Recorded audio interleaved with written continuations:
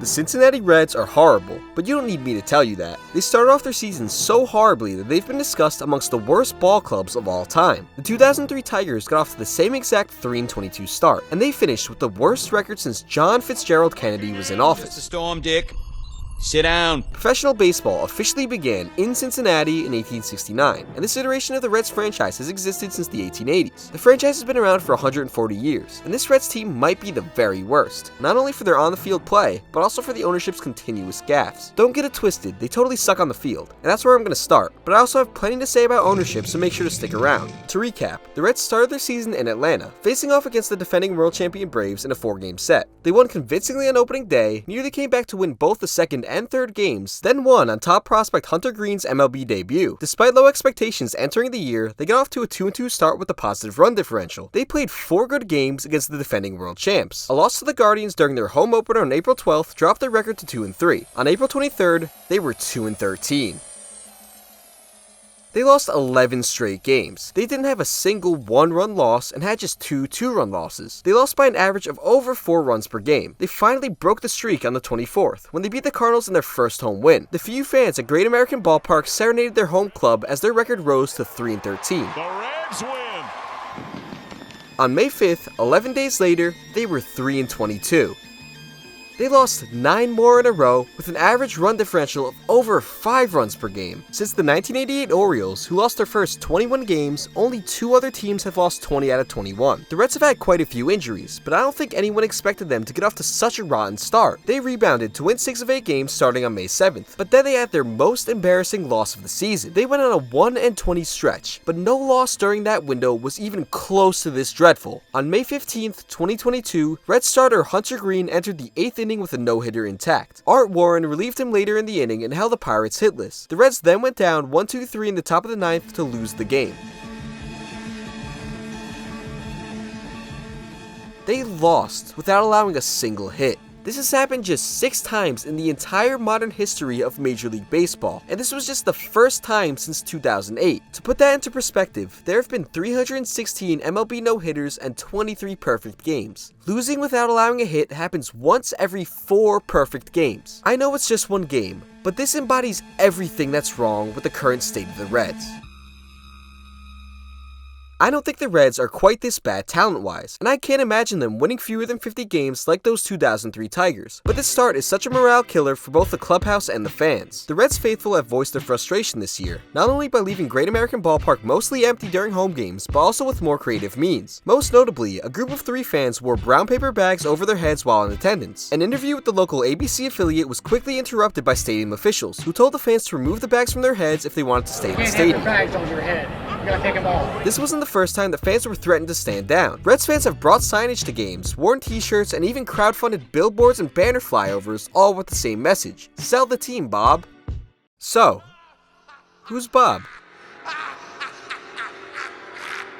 Robert Castellini is the Reds CEO and head of the team's current ownership group. We're buying the Reds to win. Anything else is unacceptable. These were among the first words out of Bob's mouth when he bought the team back in 2006. He's fallen way short of delivering on his promise of a yearly contender, as the Reds have only finished above 500 5 times and won the division twice in the 17 seasons since Castellini took over. They've also failed to take home a single playoff series. This chart shows how many wins every Reds team since 1901 had through 25 games. The 2022 Reds got off to the worst start in franchise history. Bob never lived up to his promises, and now he's dancing on their graves.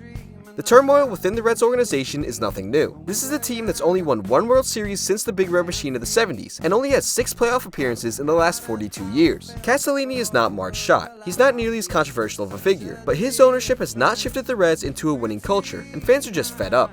They seemingly decided to go all in for the 2020 season, signing Mike Moustakas, Wade Miley, Shogo Akiyama, and Nick Castellanos. This was after buying low on Trevor Bauer and Sonny Gray the previous year. The 2020 roster was set to be the most expensive in team history. Ultimately, COVID ruined this team's chance. Their offense never really got going, and they lived into the expanded playoffs on the back of a strong starting rotation. Up against the Braves, they failed to score a single run in 22 innings and were swept in the best of 3 series. Letting Trevor Bauer walk after the year is understandable considering the money he got, but but they also non-tendered Archie Bradley and Kirk Casale, both of whom had some pretty decent value. They then traded Raisel Iglesias for basically nothing because he was entering his final year of arbitration. The ownership's directive of cost-cutting was clear. Even though this team had a viable shot at a very weak division, they were subtracting instead of adding. Despite remaining competitive during 2021, their only deadline additions were Michael Givens and Luis Cessa. This was essentially a lame duck roster. It was never meant to contend. It just gave the illusion of a team competitive enough to be worth watching. Unsurprisingly, when they missed out on the playoffs, they tore everything down. Wade Miley, their most productive player in 2021 according to WAR, waived to save about $10 million. Nick Castellanos, the best hitter on the roster? Nah, he's too expensive to keep around. Jesse Winker, the second best hitter on the roster? Nah, he's going up to Seattle with Eugenio Suarez's terrible contract. This is the most frustrating way to run a franchise. Castellini clearly had no interest in spending to win in 2021, but instead of getting value from pending free agents at the deadline, the Reds played out their year in a bad faith effort to try and convince the fans that they tried their hardest to win, but the team just wasn't good enough. Sure, they spent in 2020, but they didn't even give that core a real shot to win. This reminds me so much of the 2012 Marlins, who sold off assets after a single bad month. The Reds farm system ranked in the middle of the pack before the year, and most of their veterans probably won't net much value on the trade market. This is looking like a long pending rebuild, unless ownership shifts gears and is willing to eat some money to build a farm or spend to acquire actual talent. And Bob Castellini will do neither. His son Phil, who definitely earned that CFO title through hard work and merit, went on a local sports radio show the day of the Reds' home opener. In response to criticism from the fans, he asked them, "Well, where are you going to go?"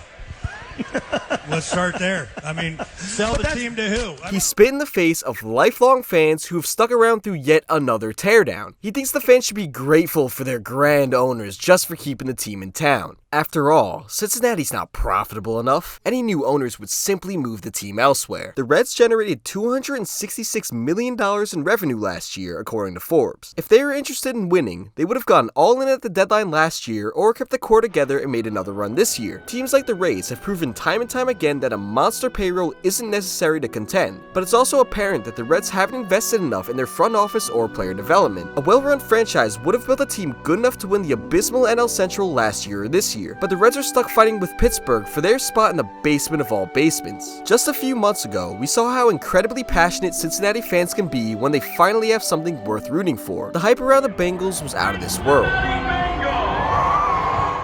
If the Reds were exciting and successful, fans would pack their beautiful ballpark and spend a lot more time and money rooting for the pride of Cincinnati. But all they have to root for right now is the last few moments of Joey Votto and a few prospects that'll probably be traded before the team is even ready to contend again. The Castellinis are holding this franchise and fanbase hostage. They're unwilling to sell this team because owning a sports team is a cash cow, but they're also unwilling to invest in fielding a good team because the margins are good enough as they are. I truly do feel for Reds fans who are stuck loving a team that won't love them back. The Reds haven't been in this bad of a spot since before March Schott died and went to hell.